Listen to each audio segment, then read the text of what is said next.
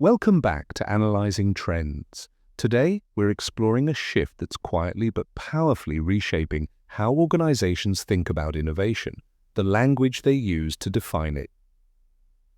Now, I know language can sound like an abstract starting point, but the words we choose in organizations do more than describe roles. They assign power, set boundaries, and determine who gets to shape the future. Recently, Elon Musk made a move at xAI that illustrates this perfectly.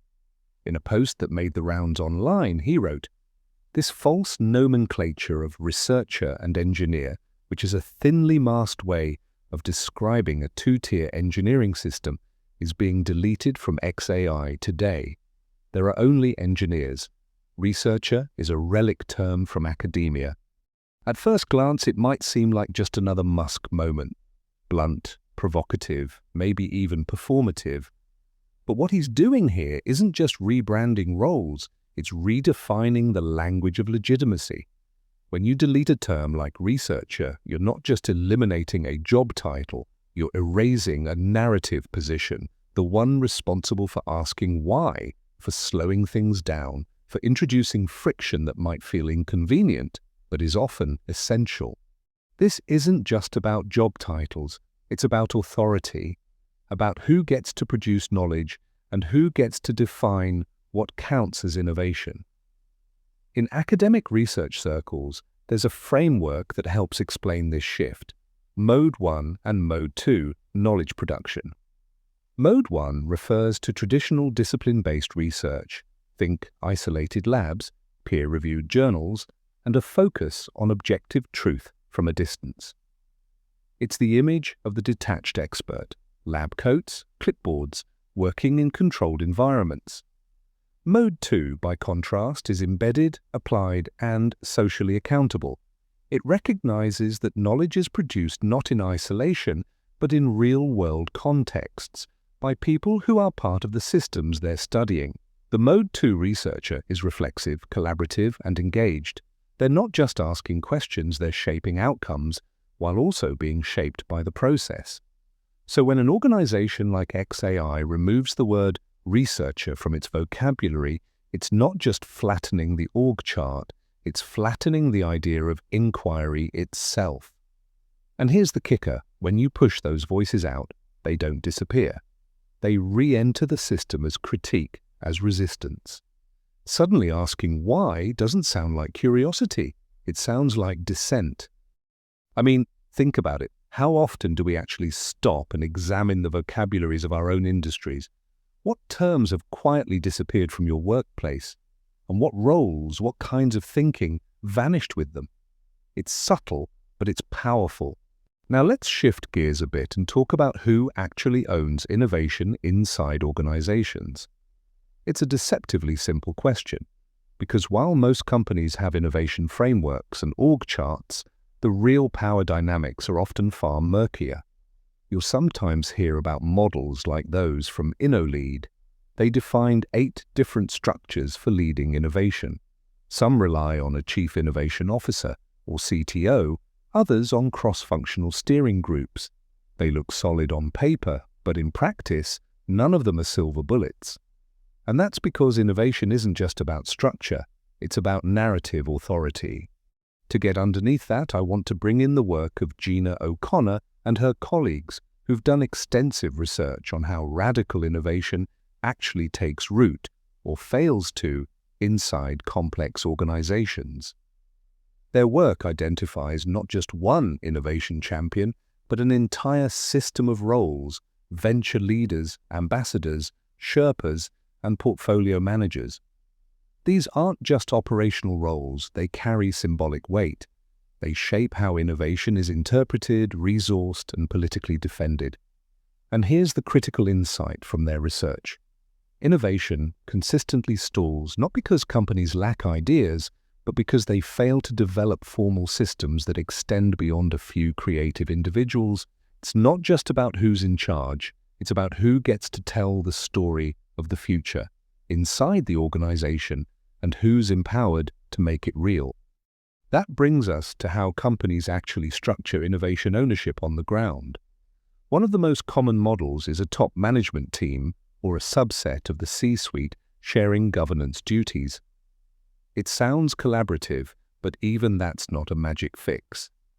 Then there's the CEO-driven model, think Steve Jobs at Apple, where the message is loud and clear. Innovation is a top priority, and it comes from the top. You also see more experimental setups, groups of loosely organized innovation champions, or companies that appoint a dedicated chief innovation officer. And then there's the idealistic model, the one where everyone owns innovation, and it's supposedly embedded in the company's DNA. That sounds inclusive, but without structure and narrative clarity, it often leads to diffusion. Everyone owns it, until no one really does. What's interesting is that survey data consistently shows satisfaction is highest when there's clarity, either a strong CTO leading the charge or a well-run cross-functional steering group with real authority. But even then, structure only gets you so far. Because culture always trumps structure. You can have the cleanest org chart in the world with innovation mapped out in neat little boxes. But if the culture resists uncertainty, if risk is punished, or if narrative control is overly centralized, nothing moves. And that's where the everyone owns it model often falls apart.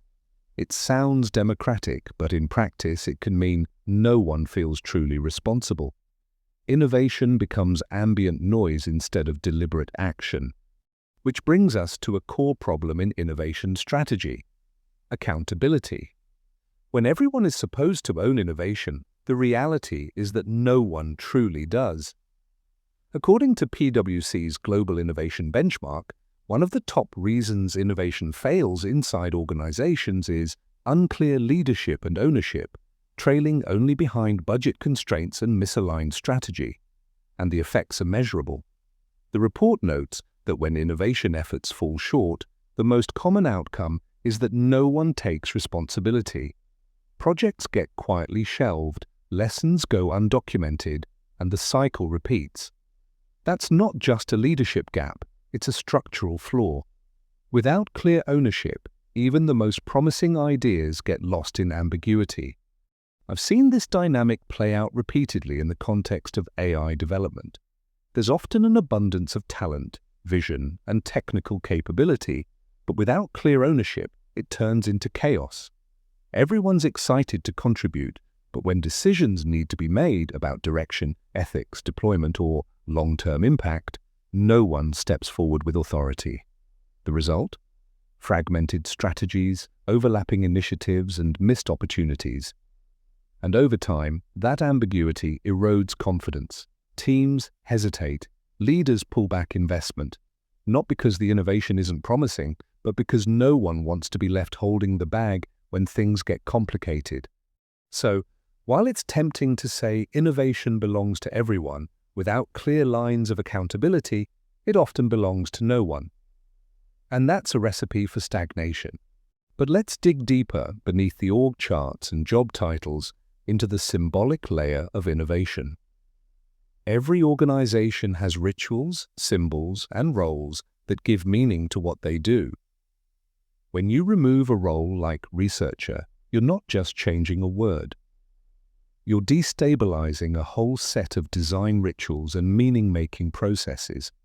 Culture mapping is one way to make these invisible layers visible. It helps us see how meaning travels across systems, how established traits like policy and identity interact with emergent traits like ritual and symbol. When those emergent traits are ignored, systems become brittle. They might move fast, but they lose the ability to adapt, to reflect, to make sense of what they're building. I mean, what organizational rituals or roles have quietly disappeared in your workplace? Maybe it's the Friday demo or the open critique session, or even just the language people use to describe their work. When those go, something essential goes with them. As we discussed in a previous episode about shibboleths and brand language, these symbols and rituals aren't just window dressing, they're the glue that holds culture together. Lose them, and you risk losing your sense of direction. Now here's a twist. Friction isn't failure. In fact, it's where systems learn. We've come to treat friction as something to be eliminated, move fast, break things, right? But friction is where different groups negotiate meaning, where creative solutions emerge. The social construction of technology folks call this interpretive flexibility. Different groups see the same artifact in different ways, and that tension is where knowledge happens. Take Apollo 13. That mission didn't succeed because everything went according to plan. It succeeded because the system allowed for dissent, improvisation, and iteration. On the flip side, look at the USS McCain incident, a warship with highly flexible digital controls that ended up confusing its own crew. The interface was optimized for functionality, but it left no room for improvisation or intuition. When you eliminate interpretive tension, you risk intellectual blindness. Speed without reflection is just running in the dark. So next time you hit a bit of organizational friction, maybe don't rush to smooth it over. That's where the real learning happens. This brings us to Marshall McLuhan, whose work on technological environments offers a critical lens for understanding today's AI landscape. One of his most revealing observations was this: we become what we behold. We shape our tools, and thereafter our tools shape us. That recursive loop is central to what's happening now. As organizations prioritize engineering over inquiry, output over interpretation, they're not just streamlining process, they're shaping the internal culture of how innovation is understood. Remove the symbolic and narrative roles, the researchers, the ethicists, the interpreters, and what remains is infrastructure without reflection. You get systems that reinforce themselves, scaling faster than they can be understood. McLuhan's point wasn't simply that technology changes how we communicate, it was that every new system rewires our perceptual habits, often before we've developed the language or the roles to question what we're becoming. In AI, that means building tools that shape cognition, identity, and power without preserving space to examine those shifts in real time. McLuhan also warned that as technology advances, it can dislocate us from context, turning individuals into what he called discarnate data. In other words, we become signals in a system stripped of place, narrative, and meaning. That's precisely what happens when organizations eliminate the roles that provide interpretive depth, the ones responsible for translating technical systems into cultural understanding.